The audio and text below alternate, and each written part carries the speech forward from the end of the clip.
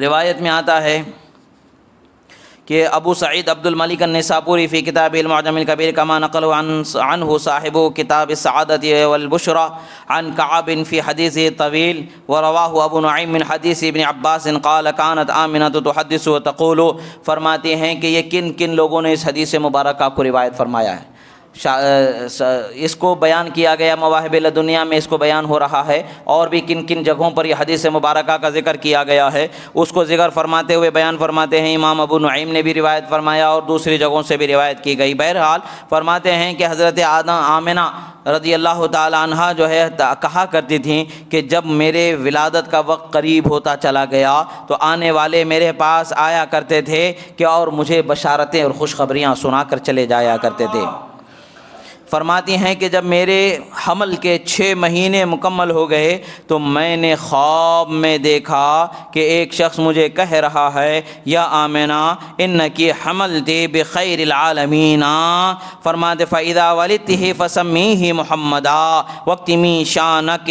قالت فرماتے ہیں کہ جب میرے پاس 6 مہینے مکمل ہو گئے میرے خواب میں ایک آنے والے آئے اور مجھے مبارکباد دے رہے ہیں، اے آمنہ بہت ہی شان والی ہو تم کہ تم نے جس کو اپنے کوکھ میں لیا ہے وہ پورے عالم کا سب سے بہترین وجود، سب سے بہترین ہستی اللہ نے بنایا.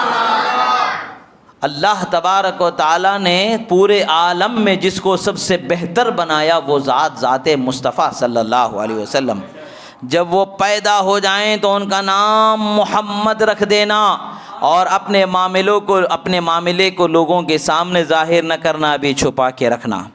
پھر فرماتے ہیں اس کے بعد میں بھی ہے جو وقت آ گیا میرے قریب، وقت جب ولادت کا وقت آ گیا، فرماتے ہیں حضرت عبد المطلب کہاں ہیں؟ کعبۃ اللہ کا طواف کروا رہے ہیں اور میں اپنے گھر میں ہوں، تنہا ہوں. اس وقت پر سمعت وجبۃ عظیمۃ وامرا عظیما حالنی ثم رأیت کأن جناح طائر ابیض قد مسح علی فؤادی فذهب عني الرعب. فرماتے ہیں کہ حضرت عبد المطلب جو رسول اللہ صلی اللہ تعالی علیہ وسلم کے دادا ہیں وہ کعبۃ اللہ کا طواف کر رہے ہیں.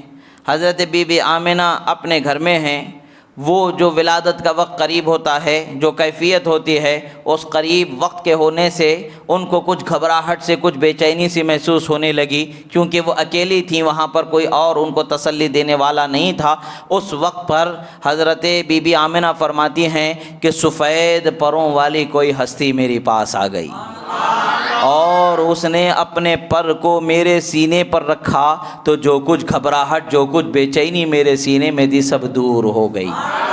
پھر فرماتے ہیں اور مجھے کوئی درد، کوئی پریشانی، کوئی تکلیف ہی محسوس نہیں ہوئی. جیسے ہی میں جب پلٹ کر کے دیکھتا ہوں تو میں کیا دیکھتی ہوں کہ پورے عالم کو ایک نور نے گھیر لیا.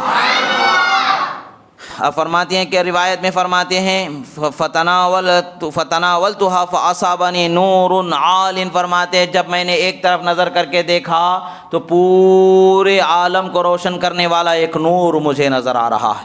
پھر میں نے کچھ عورتوں کو دیکھا جو کھجور کے درختوں کی طرح لمبی لمبی عورتیں تھیں، ان کو دیکھا گویا کہ وہ عبد مناف کی بچیوں میں سے، ان کی بیٹیوں میں سے کوئی تھیں.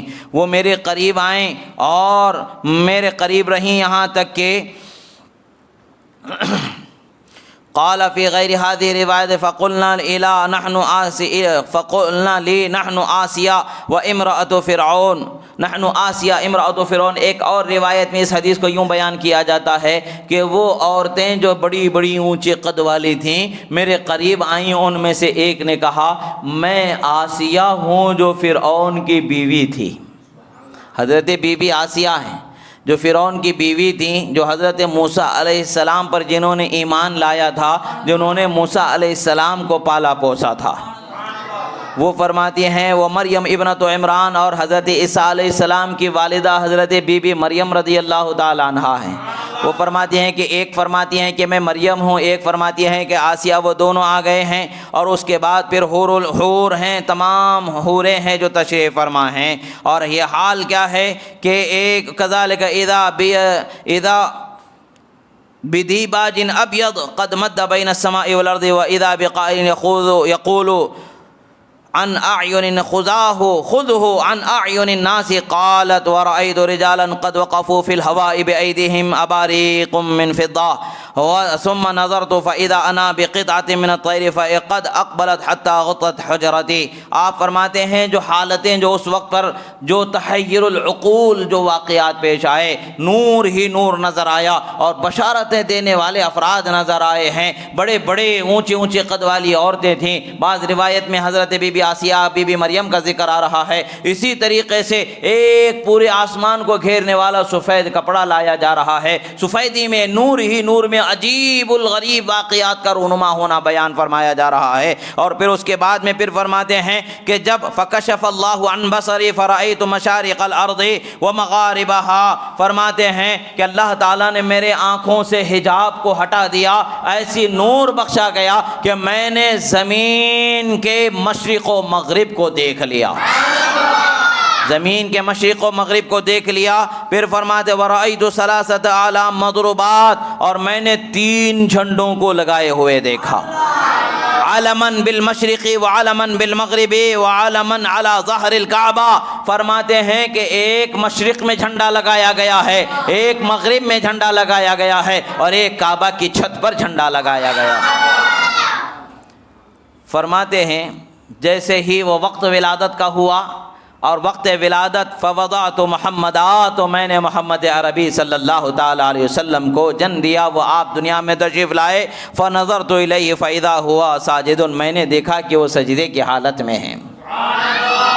رسول اللہ پیدا ہوتے ہی سجدے کی حالت میں ہیں. قد رفع اصبعیہ الی السماء کالمتضرع المبتہل ثم رأیت سحابۃ بیضاء قد اقبلت من السماء حتى غشیته فغیبته عنی ثم سمعت منادیا ینادی طوفوا به مشارق الارض ومغاربها. فرماتے ہیں کہ جیسے ہی میں نے رسول اللہ صلی اللہ علیہ وسلم کو دیکھا وہ سجدے کی حالت میں ہیں، اور پھر میں نے دیکھا کہ گویا کہ آسمان سے ایک ابر کا سفید ٹکڑا آیا اور اس نے ان کو اپنے گھیرے میں لے لیا، اور پھر اس گھیرے میں وہ میری نگاہوں سے غائب ہو گئے. اور میں نے ایک آواز دینے والے کی آواز کو سنا، وہ کہہ رہے ہیں لو لے جاؤ انہیں زمین و آسمان کی سیر کرا دینا، مشرق و مغرب کی سیر کرا دینا، سمندر کے گہرائیوں میں سیر کرا دینا، تاکہ ہر کوئی جان لے کہ محمد عربی دنیا میں تشریف لا چکے.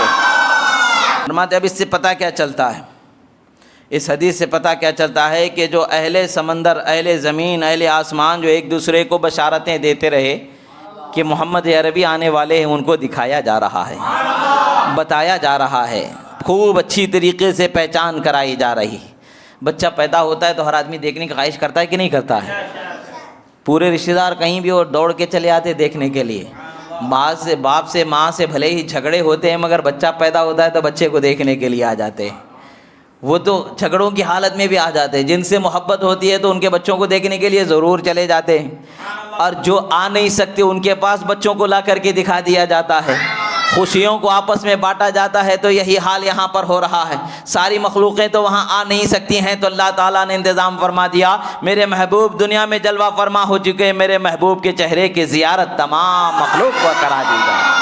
ہر کسی نے رسول اللہ کے چہرے کی زیارت کر لی، ہر ایک نے رسول اللہ کو پہچان لیا. اس سے پتہ ہمیں کیا چلتا ہے کہ رسول اللہ کی آمد پر، رسول اللہ کی ولادت پر جس قدر خوشیوں اور شان کا اہتمام کیا گیا ہے، ہم اس میں کا 100 میں کا ایک حصہ بھی نہیں کر رہے ہیں. ہمیں چاہیے کہ رسول اللہ کی آمد پر بے حد خوشیوں کا اظہار کیا جائے، اپنے گھروں میں سجاوٹ کا اہتمام کیا جائے، اور اپنے گلی کوچوں کو سجایا جائے، تاکہ دنیا کو دکھا دے کہ لوگوں آج جو آیا تھا 1400 سال پہلے، اور اس کا نور ایسا تھا کہ کائنات کو چمکانے والا تھا.